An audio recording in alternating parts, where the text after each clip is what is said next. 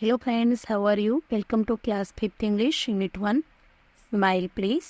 Part 3. New book.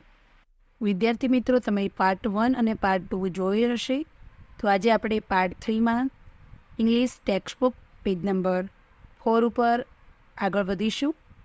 તો reading વિભાગમાં read the passage and answer the question, એટલે કે ફકરો વાંચો અને પ્રશ્નોના જવાબ આપો.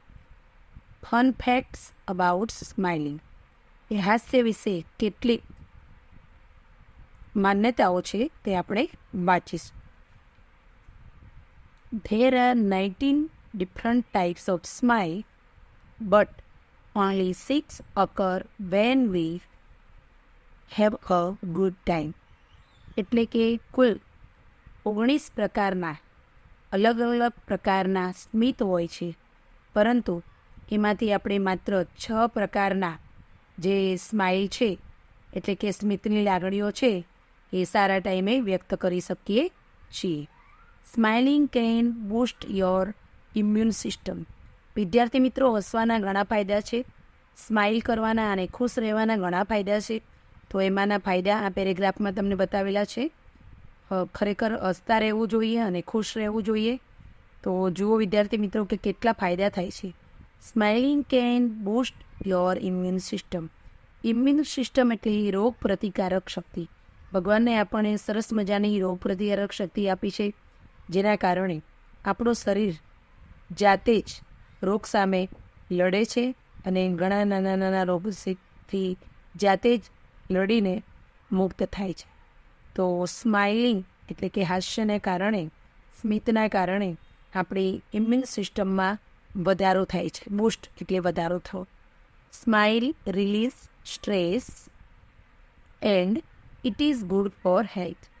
એટલે કે સ્માઇલ છે આપણો સ્ટ્રેસ, તણાવ જે છે, રોજબરોજના જે કાર્યો છે આપણા, એમાં ઓછા સમયના કારણે આપણે સ્ટ્રેસવાળી જિંદગી આજે જીવતા થઈ ગયા છે.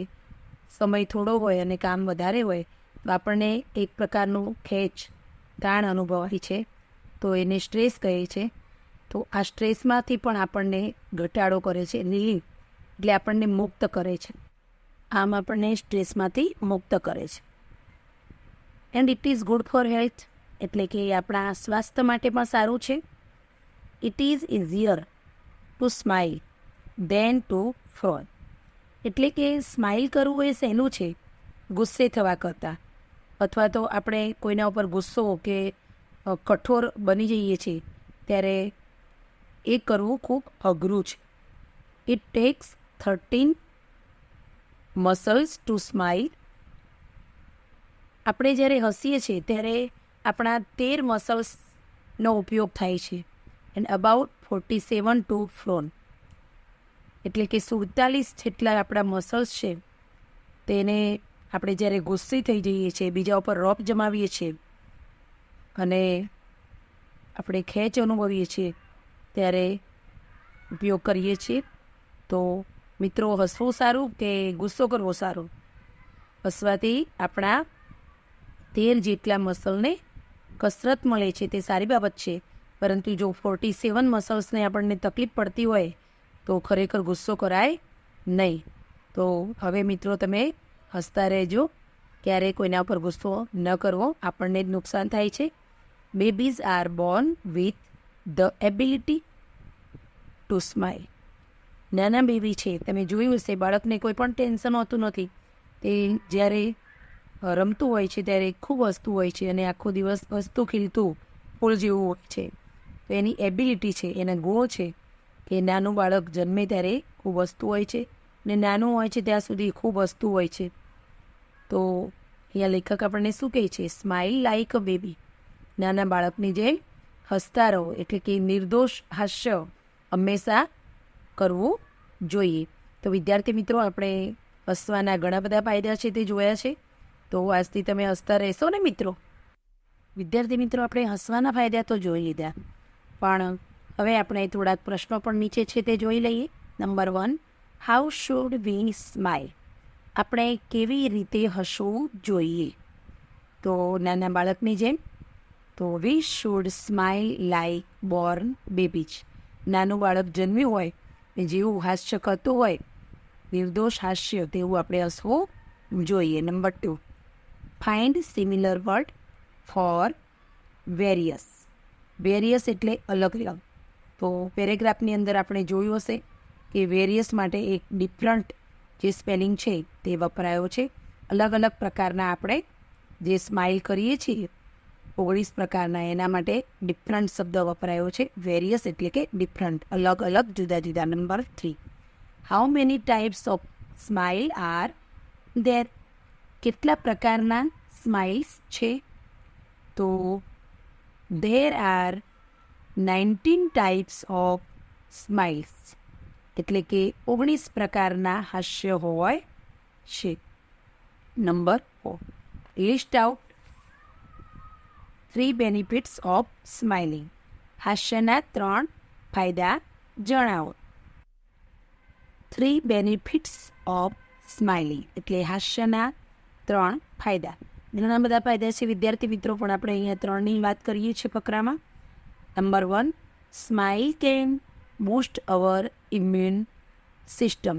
એટલે કે સ્માઇલ આપણા ઇમ્યુન સિસ્ટમ એટલે કે રોગ પ્રતિકારક શક્તિને વધારી શકે છે. બૂસ્ટ એટલે વધારો કરવો. Number 2, it relieves stress. એટલે એ આપણો સ્ટ્રેસ ઓછો કરે છે અથવા સ્ટ્રેસમાંથી આપણને મુક્તિ આપે છે. Number 3, it is good for health. હાસ્ય એ આપણા તંદુરસ્તી માટે ખૂબ જ સારું છે. તો આ રહ્યા 3 ફાયદા. Number 5, smiling can boost your immune system. Smile આપણી ઇમ્યુન સિસ્ટમ એટલે કે રોગ પ્રતિકારક શક્તિને વધારે છે. મિત્રો, આ સેન્ટેન્સ ટ્રુ છે કે ફોલ્સ? True or false? તો હમણાં જ આપણે અહીંયા જોયું, તો સાચું છે ને મિત્રો? તો આન્સર આવશે ટ્રુ. પ્રશ્નોના જવાબ આપણે નોટબુકમાં જ ગયા. ત્યારબાદ હવે હજી પણ આપણે પેજ નંબર 4 ઉપર આગળ થોડું બાકી છે. તો ફિલ ઇન ધ બ્લેન્ક્સ, આ જગ્યા પૂરવાની છે with the filling given in the mood matter.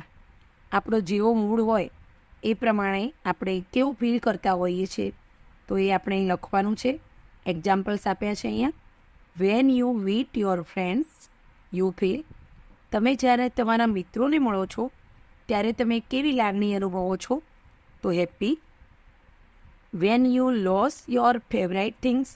જ્યારે તમારી મનગમતી વસ્તુ તમારાથી દૂર થઈ જાય છે અથવા તો ખોવાઈ જાય છે ત્યારે યુ ફીલ, તમે કેવું ફીલ કરો છો? શેડ એટલે કે નિરાશા અનુભવીએ છીએ. When you go to a temple. જ્યારે તમે મંદિરમાં જાઓ છો ત્યારે યુ ફીલ કાઇમ, એકદમ શાંતિ મળે છે. When you do not study for test. જ્યારે તમે ટેસ્ટ માટે વાંચના નથી યુ ફીલ વરીડ. પરીક્ષા આવી ગઈ હોય મિત્રો અને વાંચ્યું ન હોય અને અભ્યાસ આપણે કર્યો જ ન હોય ટેસ્ટ માટે અને પરીક્ષા આપવા જઈએ તો આપણને ચિંતા થાય ને. હવે આગળ જોઈએ. Number 1, when you get gifts.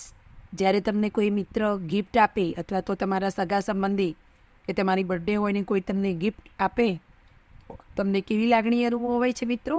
Happy, તમે ખુશ થઈ જાઓ છો. Number 2, when you play with your friends.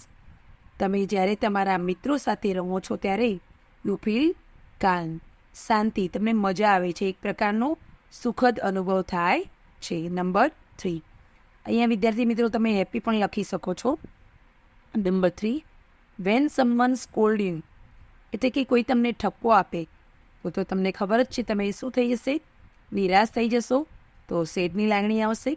ત્યારબાદ number 4, when you have lots of work.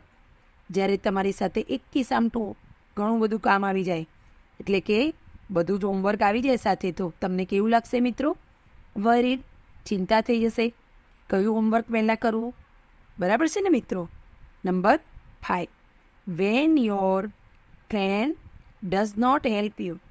જ્યારે તમારો મિત્ર તમને મદદ નથી કરતો તમારા કામમાં ત્યારે તમે શું કરો છો?